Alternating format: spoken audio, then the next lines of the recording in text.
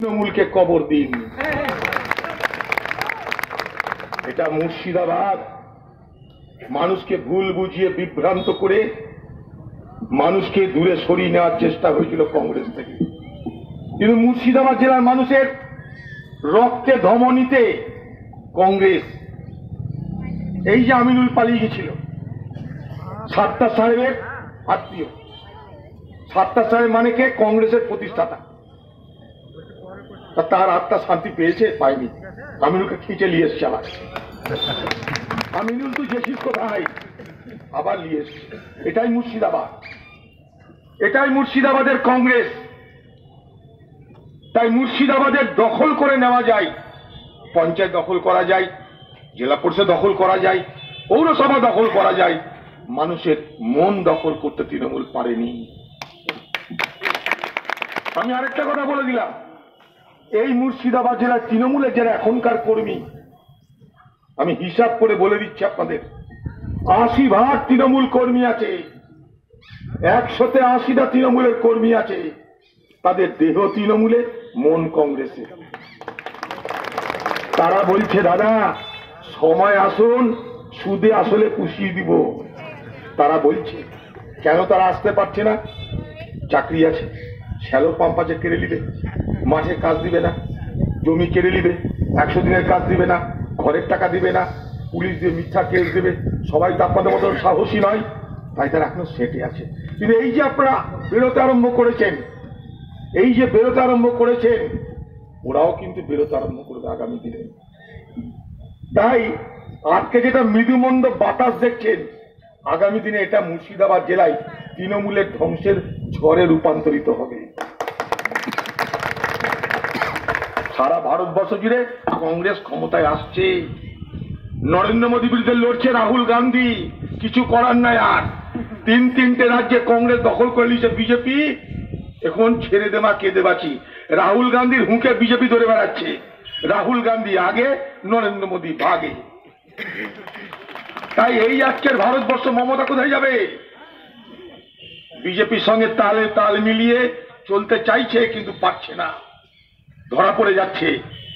নাহলে রাহুল গান্ধী বিজেপির হাত থেকে তিনটে রাজ্য কেড়ে নিল, মমতার একটা প্রশংসা শুনলেন, অভিনন্দন শুনলেন? রাহুল গান্ধী নরেন্দ্র মোদীকে চোর বানিয়ে ছাড়লো, বিমানকে কেনাতে চুরি করেছে প্রমাণ করিয়ে ছাড়ছে, মমতা ব্যানার্জি চুপ করে আছে, কিছু বলছে। মোদীর বিরুদ্ধে দিদির মুখে কোনো কথা নাই, কিন্তু ভোট আসছে, মুসলমান ভরকাতে হবে। মুসলমান ভরকাতে গিয়ে বলবে, এই মুসলমান দেখো আমি ছাড়া তোমাদের কেউ নাই। 10,000 মাদ্রাসা দিবে বলেছিল, গল্প হারিয়ে গেছে। মুসলমান তুমি কোথায়? বাংলায় বড় মন্ত্রী মুসলমান নাই, কোন বিভাগের বড় মাথা মুসলমান নাই, আইজি ডিআইজি মুসলমান নাই, এসপি ডিএম মুসলমান নাই। মুসলমান কোথায়? ওই ডান দিকে জেলখানা যান, ওই দেখেন ডান দিকে হাজারে হাজারে মুসলমান দেখতে পাবেন। এই হচ্ছে বাংলার মুসলমান। দিদিরা মনে সুখে আছে, জেলখানার ভিতরে আরামসে খাচ্ছে যাচ্ছে, ঘুমাচ্ছে বাংলার মানুষ। তাই আজ সরে আসছে তৃণমূলের পাশ। আপনারা এসছেন, আমাদের সিনার চওড়া হয়ে গেল। আপনারা এসছেন, আমাদের মন ভরে গেল। আপনাদের এই আগমন, এই যোগদান মুর্শিদাবাদ জেলার কংগ্রেসকে শক্তিশালী করবে। কিন্তু হেনারা যেটা বলেছে, আমার সভাপতি সাত্তার সাহেবের ছেলে, সেটা আপনাদের মাথায় রাখতে হবে। গ্রুপবাজি চলবে না, সকলের সঙ্গে সকলের মিলেমিশে যদি আমরা চলতে পারি, মুর্শিদাবাদ ইনশাল্লাহ যে জায়গায় ছিল সেই জায়গায় আমরা খুব তাড়াতাড়ি নিয়ে আসবো। আগামী দিনে আমাদের চ্যালেঞ্জ, মুর্শিদাবাদ যে জায়গায় ছিল ইনশাল্লাহ সেই জায়গায় আমরা নিয়ে আসবোই আসবো।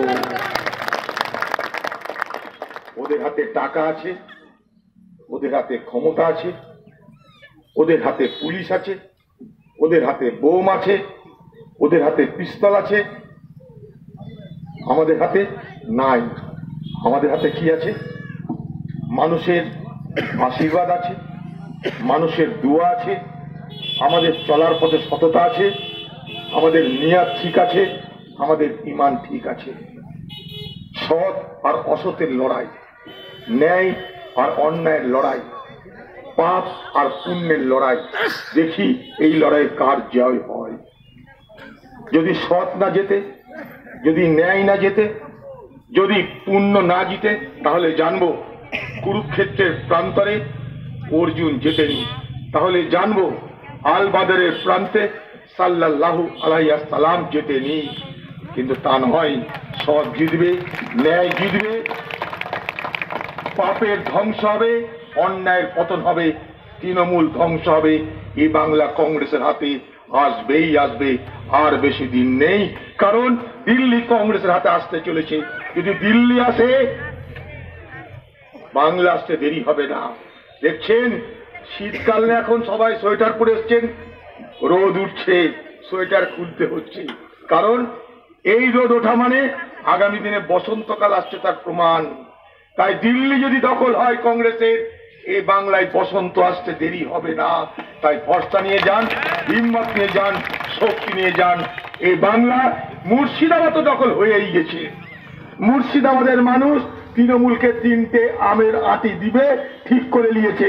আমরা বাংলা দখল করব। বাংলার মুখ্যমন্ত্রীকে বলে রাখছি, নেপোলিয়ানের ধ্বংসের জন্য স্পেনের খড় দায়ী ছিল, ঔরঙ্গজেবের ধ্বংসের জন্য দাক্ষিণাত্যের খড় দায়ী ছিল। আপনার ধ্বংসের জন্য এই মুর্শিদাবাদের খড় আগামী দিনে দায়ী থাকবে। এই মুর্শিদাবাদ থেকে এই বাংলার মুখ্যমন্ত্রী মমতা ব্যানার্জিকে খতম করার অভিযান শুরু হবে। জয় হিন্দ, বন্দে মাতরম। ঠিক আছে।